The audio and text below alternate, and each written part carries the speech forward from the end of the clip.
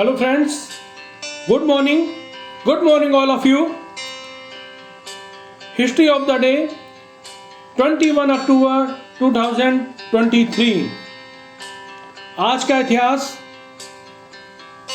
आज का दिन 21 अक्टूबर का दिन भारत के इतिहास में और विदेश के इतिहास में क्या ऐतिहासिक महत्व रखता है उसके बारे में हमें पता चलेगा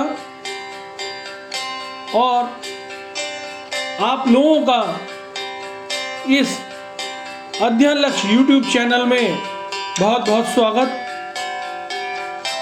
वेलकम टू अध्ययन लक्ष्य यूट्यूब चैनल।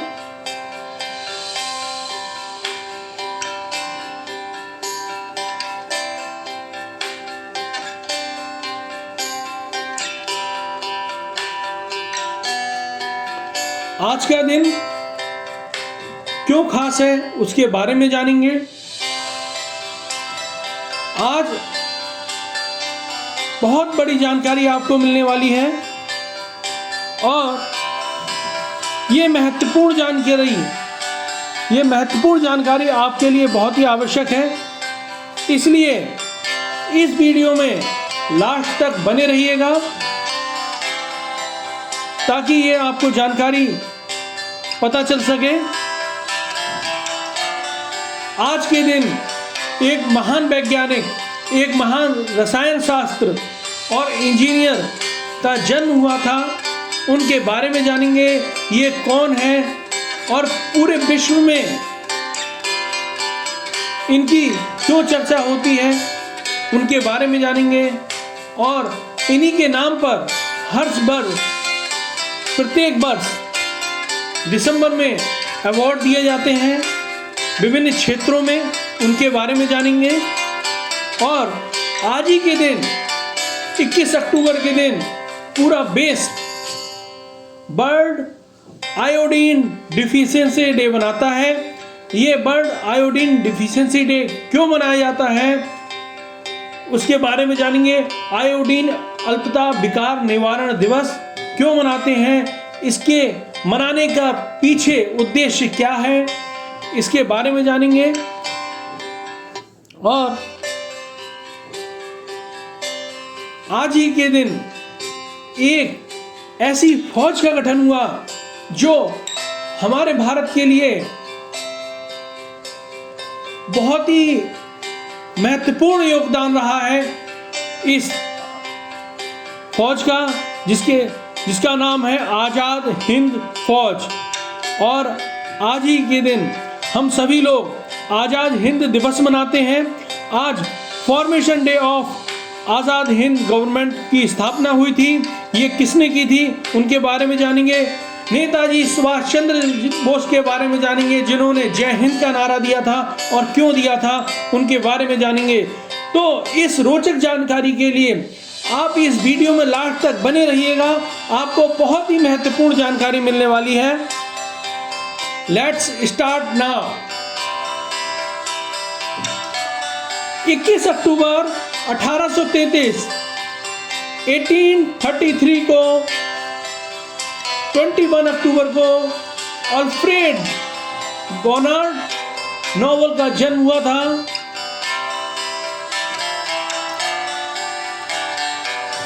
वे एक महान रसायन शास्त्री और इंजीनियर थे।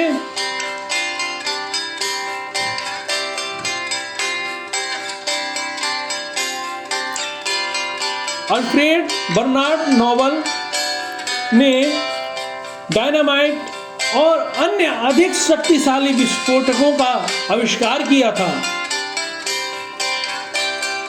और इन्हीं के नाम पर नोबेल पुरस्कार दिए जाते हैं हर साल प्रत्येक दिसंबर को, यानी कि हर साल के प्रत्येक दिसंबर को। और ये किन किन क्षेत्रों में दिए जाते हैं? फिजिक्स, केमिस्ट्री, फिजियोलॉजी और medicine, literature, peace and economics science में दिए जाते हैं।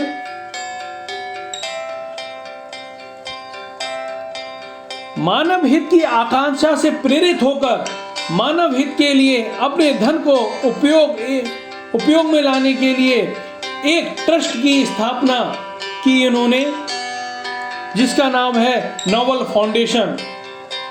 इस ट्रस्ट की स्थापना वर्ष 1900 में हुई थी।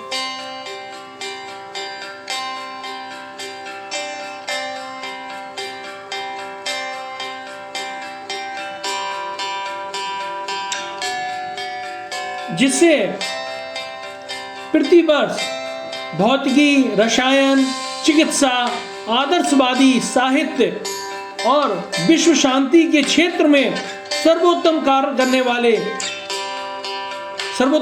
करने वालों को पुरस्कार दिया जाता है। और यहीं से उनके नाम पर ही विश्व विख्यात नोबेल पुरस्कार की शुरुआत हुई।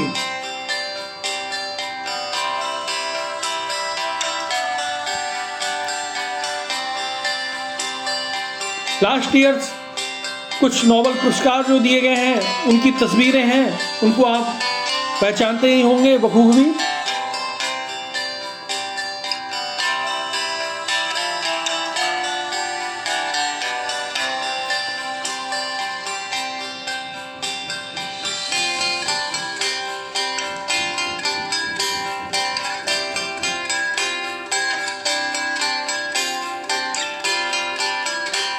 Alfred Nobel biography.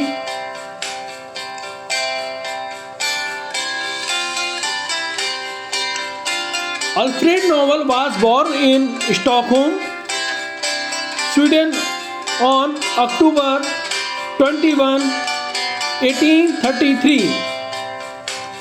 He men in his family history were mostly engineers and inventors, which he was destined to soon follow. Alfred is famously known for his discovery of dynamite. In fact, his father was a manufacturer of nitroglycerin. Yet, due to the amount of accident handling this dangerous explosive, Alfred was determined to finding a way to make it suffer and more manageable for use. In Alfred's will, he set aside a large sum of money to set up annual awards for outstanding intellectual achievement in several different fields, including chemistry, physics, medicine, literature, and more.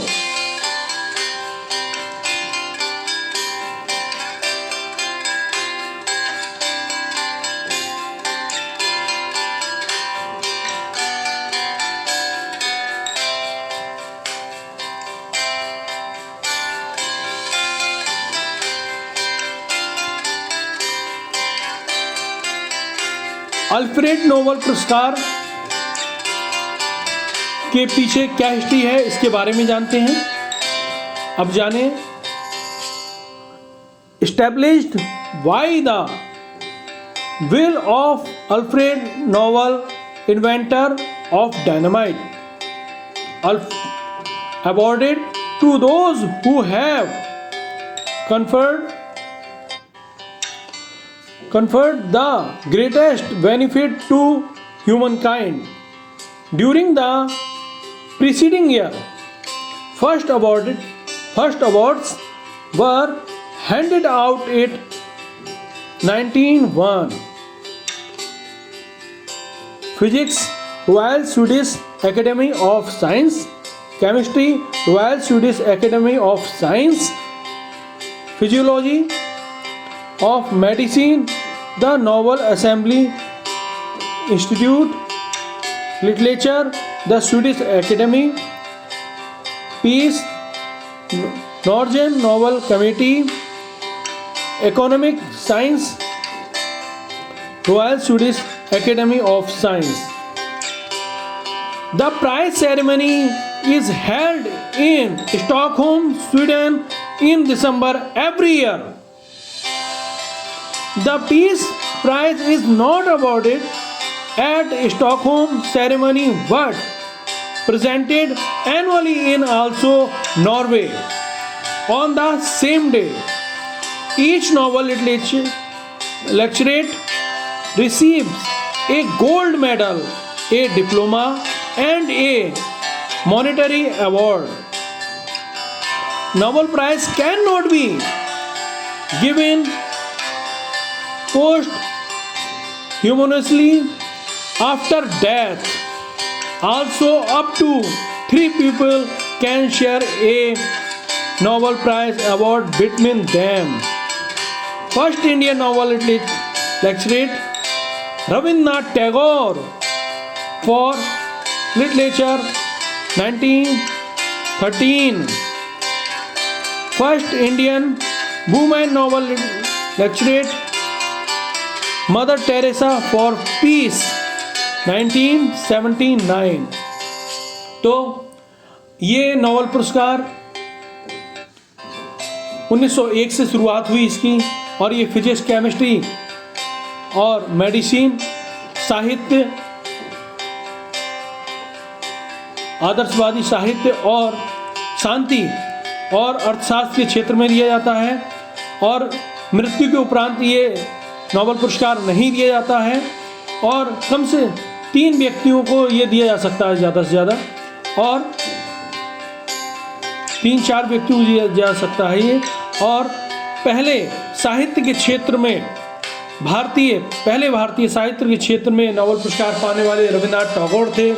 इन्होंने 1913 में इन्हें Nobel पुरस्कार से नवाजा गया। और first Indian women यानी कि भारतीय महिला शांति के क्षेत्र में उन्हें पुरस्कार दिया गया, वो 1979 में दिया गया।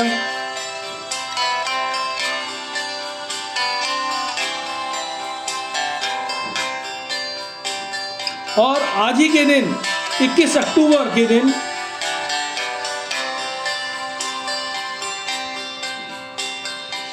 Global iodine deficiency disorder prevention day मनाते हैं 21 अक्टूबर को। और ये क्यों मनाते हैं इसके बारे में जानते हैं। आयोडीन की कमी से होने वाले दुष्परिणाम क्या हैं उसके बारे में हम जाने पहले। अचानक गर्भपात, मृत बच्चों का जन्मजात शारीरिक एवं मानसिक विकलांगता एवं गर्भ में पल रहे बच्चों की मानसिक विकास में कमी, इसकी कमी से हो जाता है, आयोडीन की कमी से। और शरीर में ऊर्जा की कमी एवं थकान, बांझपन तथा मानसिक धर्म से संबंधित समस्याएं और बौद्धिक क्षमता में कमी, शारीरिक विकास में कमी, गंजापन, अंधापन, बहरापन, गूंगापन और घेंगा रोग इसके कारण होता है, आयोडीन की कमी के कारण। 21 अक्टूबर 2020 से यानी आज ही के दिन से संपूर्ण विश्व में आयोडीन अल्पता विकार निवारण दिवस मनाया जाता है, यानी कि global iodine deficiency disorders prevention day मनाया जाता है। और आज 21 अक्टूबर के दिन 2023 जो चल रही है, 21 अक्टूबर को पूरा विश्व आयोडीन अल्पता विकार निवारण दिवस मना रहा है।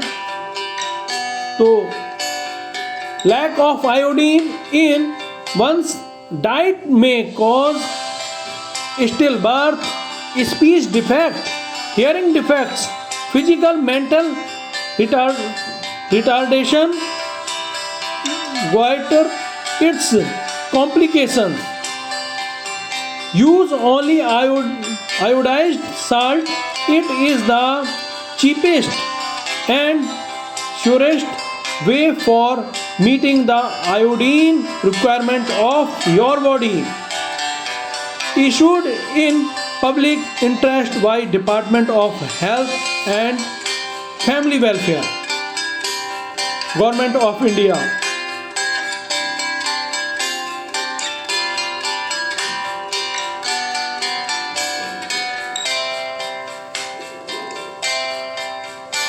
General daily recommendation for iodine consumption. Children under 1 year of age need 110 to 130 microgram per day. Iodine for maintenance of normal thyroid function. Children under 8 years old need 90 microgram per day. Children under 30-year-old need 130 microgram per day.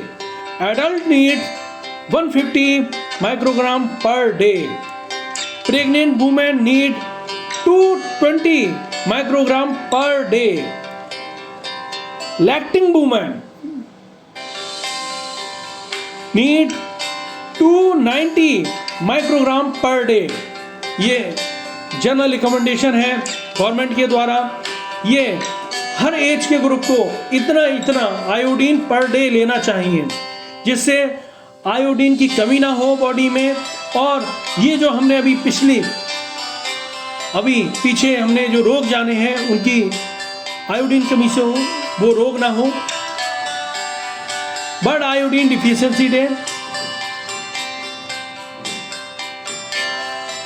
Iodine भोजन का सूक्ष्म तत्व है, जिसका भोजन में iodine होना बहुत ही आवश्यक है। आयोडीन भ्रूण के मानसिक विकास से लेकर वृद्ध के शारीरिक विकास क्रम तक महत्वपूर्ण योगदान निभाता है। विश्व आयोडीन अल्पता विकार निवारण दिवस का उद्देश्य सामान्य नागरिक और सरकार का आयोडीन जनित गंभीर बीमारियों की तरफ ध्यान आकर्षण करना है। आयोडीन की कमी से बौद्धिक विकलांगता एवं मानसिक क्षति के साथ गंभीर शारीरिक रोगों का प्रमुख कारण है।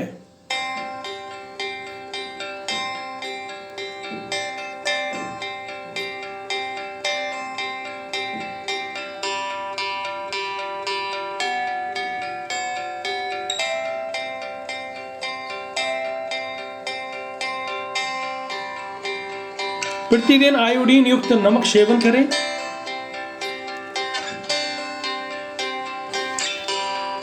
अब चलते हैं आजाद हिंद फौज के बारे में जानते हैं।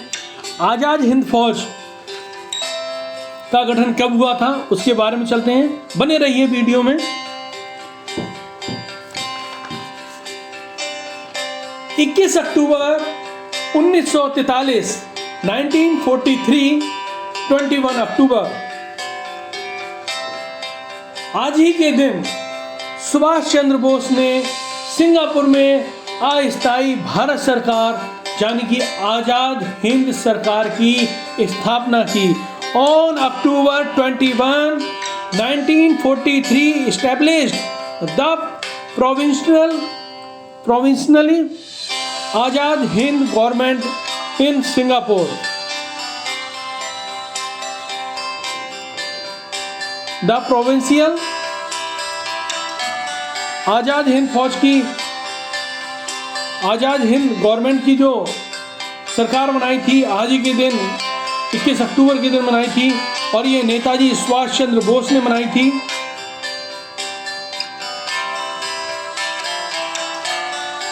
नेताजी सुभाष चंद्र बोस द्वारा सिंगापुर के कैथी सिनेमा हॉल में आजाद हिंद फौज की स्थापना की घोषणा की गई। होना है सर बुलंद अगर फिर जहान में, साख अपने प्यार देश की ऊंची उठा के चल। आजाद हिंद फौज की मानिंद ए नजीर, सबके कदम से अपने कदम मिलाकर चल।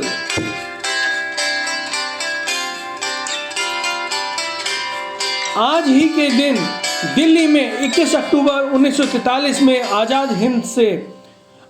आज़ादी से पहले समुद्र के बीच अंग्रेजी सत्ता को उखाड़ भारत माता के वीर सपूतों ने देश का झंडा ऊंचा किया था। जब गुलामी की जंजीरों से भारत दम तोड़ रहा था, तब आज ही के दिन नेताजी ने आजाद हवा में सांस लेने की हसरत को पूरा करने के लिए आजाद हिंद फौज की स्थापना की।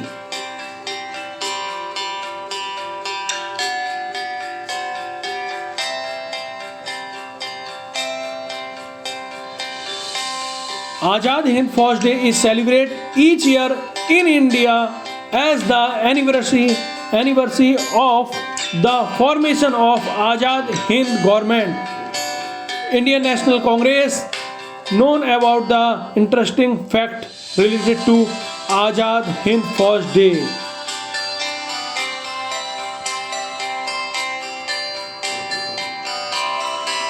सुभाष चंद्र बोस ने आजाद हिंद फौज के सर्वोच्च सेनापति की हैसियत से इस सरकार का गठन किया। आजाद हिंद फौज के सिपाही सुभाष चंद्र बोस को नेताजी कहते थे।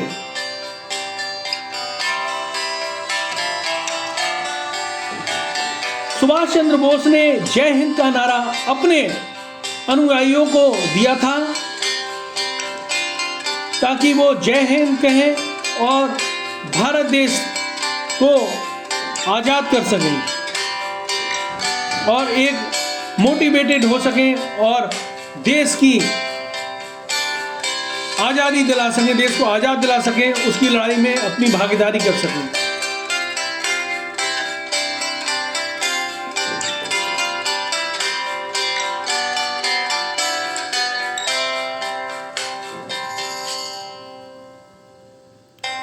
सुभाष चंद्र बोस आजाद हिंद सरकार के राष्ट्रपति, प्रधानमंत्री तथा सेना अध्यक्ष तीनों ही थे।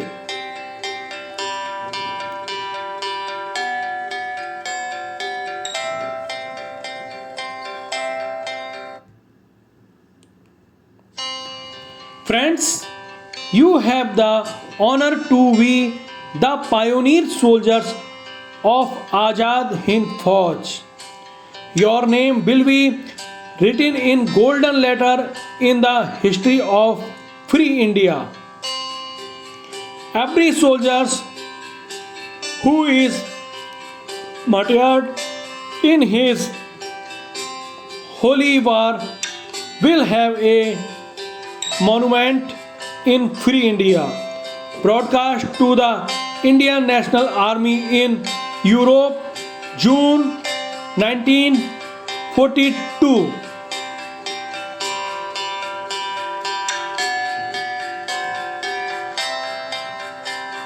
ये उस समय का न्यूज़पेपर है जब आज़ाद हिंद फौज का गठन हो गया था और वो अपनी पूर्ण वर्किंग में थी, यानी कि पूरी वर्किंग में थी उत्साह के साथ।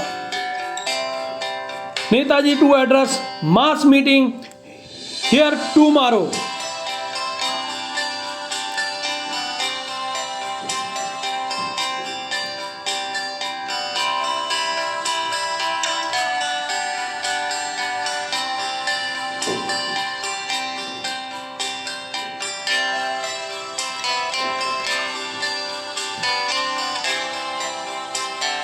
साथियों, आज हमने अल्फ्रेड नोबेल के बारे में जाना, अल्फ्रेड बर्नार्ड नोबेल के बारे में जाना, ये कौन थे और इन्हीं के नाम पर प्रत्येक वर्ष को दिसंबर में अवार्ड दिए जाते हैं विभिन्न क्षेत्रों में। पूरी जानकारी मिली। और आज ही के दिन वर्ल्ड आयोडीन डिफिशियंसी डे मनाते हैं। ये क्यों मनाते हैं, इसके पीछे का क्या उद्देश्य है, उसके बारे में हमें पता चला। और आज ही के दिन आज़ाद हिंद दिवस के बारे में पता चला, ये क्यों मनाते हैं, इसका गठन किसने किया, इसके पीछे उद्देश्य क्या था, उसके बारे में हमने जाना। और इस महत्वपूर्ण जानकारी को ज़्यादा से ज़्यादा लोगों को शेयर करें, लाइक करें, सब्सक्राइब करें और इस वीडियो में लास्ट तक बने रहने के लिए आप लोगों का, सभी लोगों का धन्यवाद। और आपसे मैं आशा करता हूँ इस वीडियो को ज़्यादा से ज़्यादा लोगों को शेयर करेंगे, लाइक करेंगे, सब्सक्राइब करेंगे।